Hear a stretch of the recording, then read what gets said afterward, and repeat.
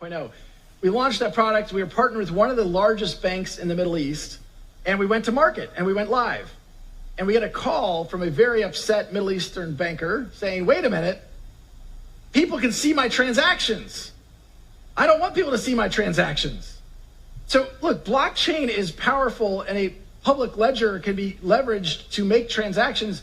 But banks, I mean, if every SCB transaction was written to a public ledger, would SCB be excited about that? The answer is no, I'll tell you very certainly.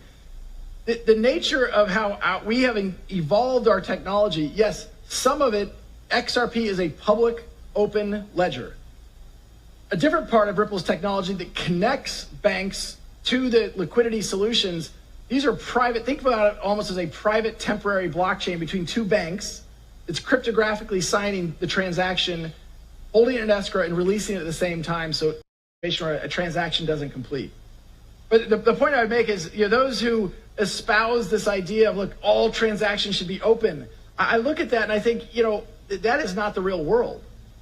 We can talk about the origins, particularly around Bitcoin and to some of the degree other tokens, has been this idea of, hey, we're going to circumvent governments.